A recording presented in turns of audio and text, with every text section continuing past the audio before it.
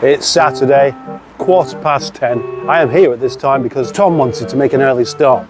10 o'clock, I said. Is that the earliest you can do? I'm afraid so. It's the weekend. I don't want to be down here at 9 o'clock in the morning. Where is he? Hey, where is Tom? Where is Tom? Oh, there he is, phoning me now.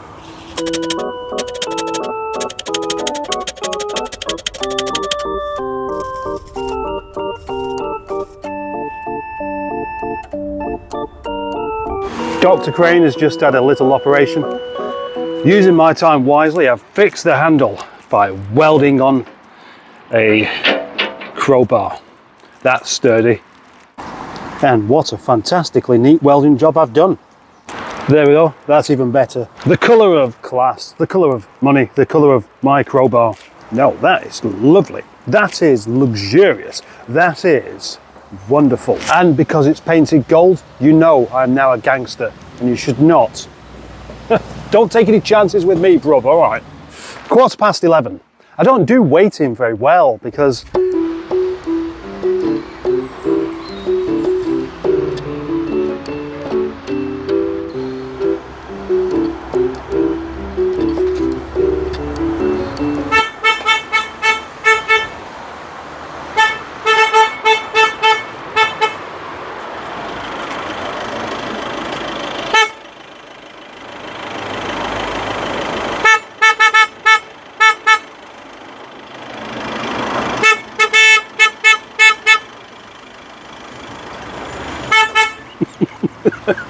eventually, Tom stopped whacking the horn and got out of his van and let himself in.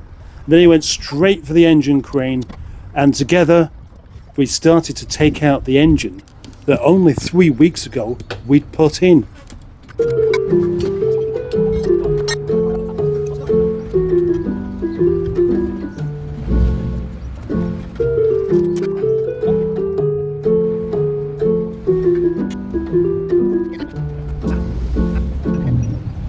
Well, Tom, would you say that that was the quickest engine removal you've ever done? Yeah, it just got flipping ripped out of temper. you scruffy git.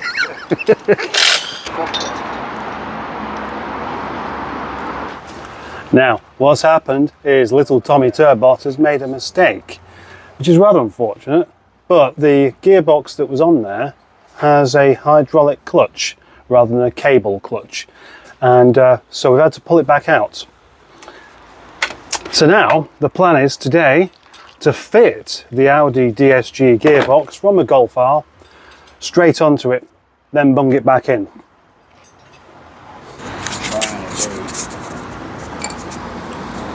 That's the gearbox that isn't going to work, and this is the gearbox that will work, but how we're going to make it fit is the other issue.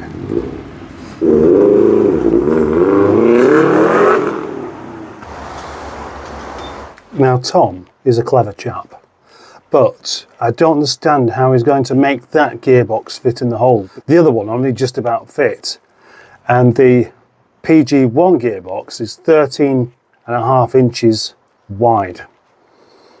This one with the plate is nearly 17. So anyway, he's basically saying, well, let's just put it on and see what happens. But what's going to happen? It's just not going to fit, is it?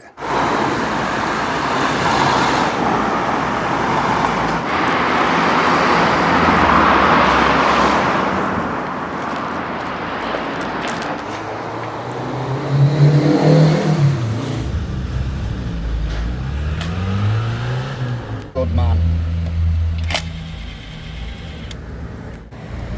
It's a two-step flywheel, so it bolts to the engine and then this changes it to that.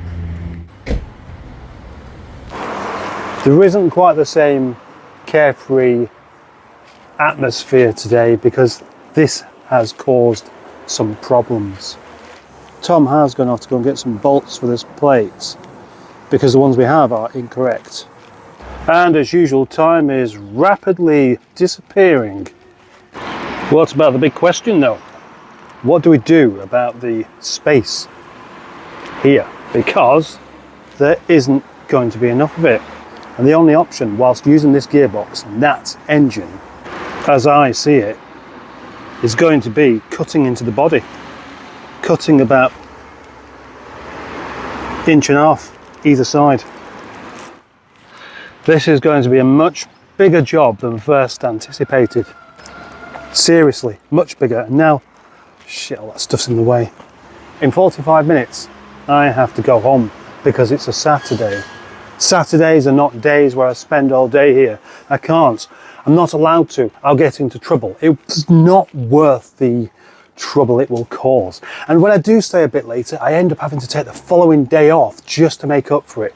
And I don't really want that to happen. That means, unfortunately, I'm going to be back with the situation of having the engine inside again, taking up space that I haven't got.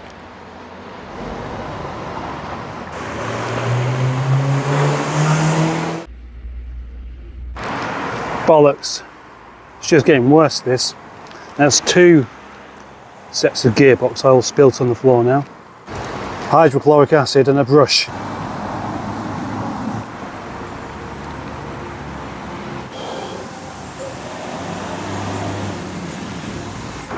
Ten to 2, and he's still not back.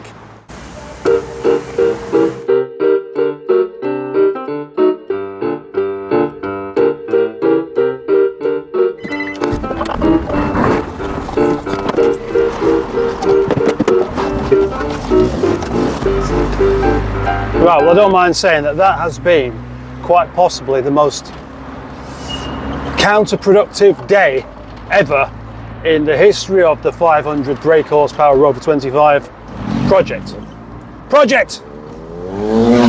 It is now 10 to 3, and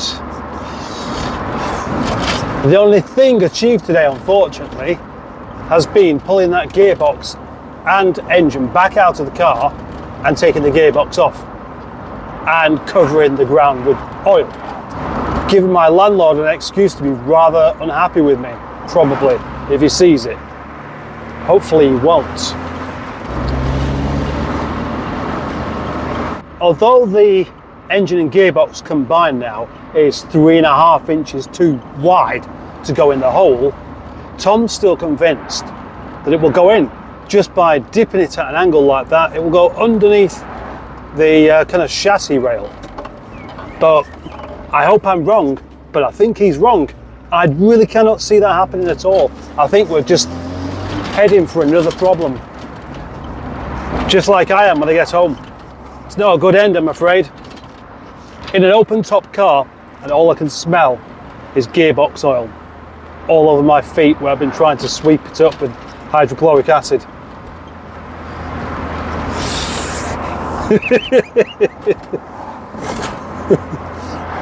Right, today's disaster, I am pinning the entire blame onto Tom, and I'm going to give this video that title because of it. Because now I've got 2 gearboxes and an engine in front of my car in the lockup, as well as half an engine and another gearbox in the lockup, and I haven't got the space for it. And with the car being there as well, it's costing me the space to work. I've got to find a way of recouping my losses, and I'm going to do it by trying to make this video a bit more popular than it would be otherwise. Tom, you're a fucking pain in the arse.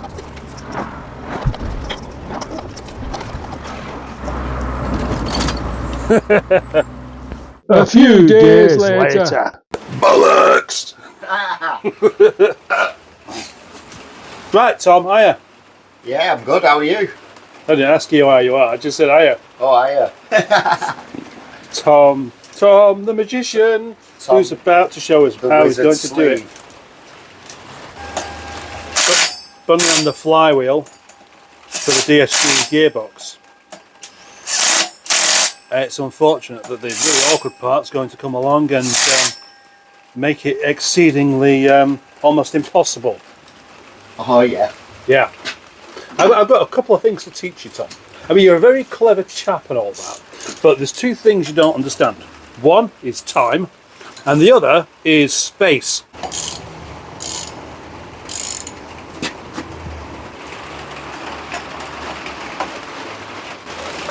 fitting the super resonant flywheel. This is an expensive one, that, isn't it? It weren't cheap. No. So it doesn't look like it weighs very much.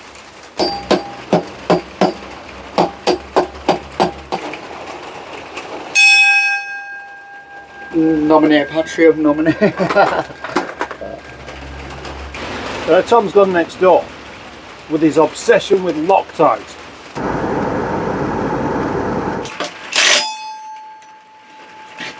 Bugger-dugged.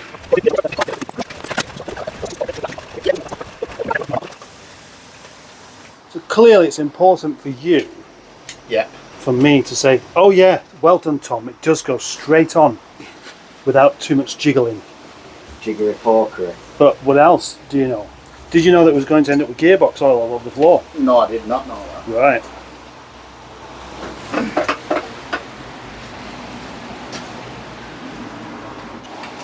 And I think it looks huge with that gearbox on.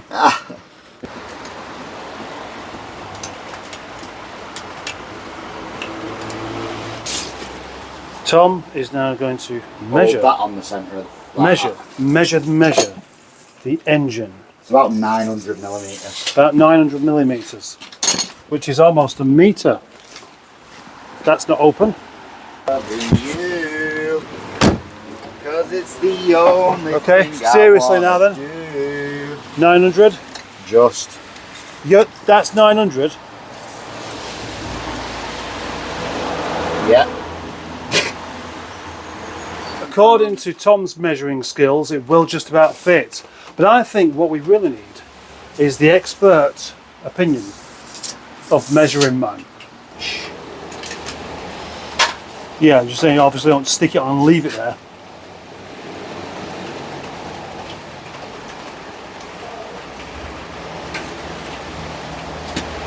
You ready, Paul? Yep.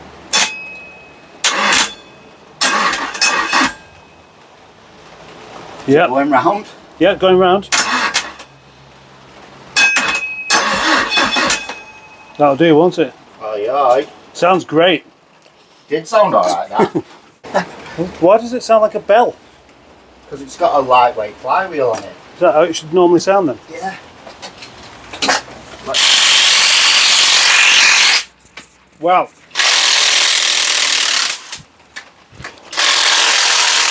It's just as well I did put that piece of carpet there, isn't it? Got the others. What a horrible day. Anyway, that's the end of 2 videos. The end of the video about the canoe and the end of the video about the Tom's turbo engine thingy. A few days later, again.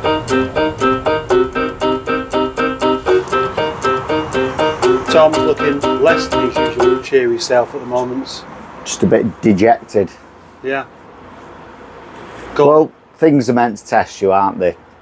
What's happened is we've got the gearbox onto the engine, the DQ250, adapt plate, flywheel, we've got it turning over. The only problem that I've got is the drive shaft cup that sits on the gearbox hits the adding a bit of dramatic effect. Paul's just followed through by the smells of it. Yeah, and that's why I'm standing close to you now. Yeah. So the drive shaft cup hits the back leg of the engine basically. So I ordered this off a Ford Galaxy / VW Charan, and it's a bit too small, so it doesn't reach the shaft, it doesn't seal. So I've got to come up with a bit of an ingenious solution basically. Okay. That's not been done before. No. Can you smell that? Yeah, it smells a bit pungent. Nice as well. So if anyone's got any ideas of a solution to my problem other than going down the custom route, which is going to be expensive, let me know. Are you still filming, you cheeky boy? Yeah.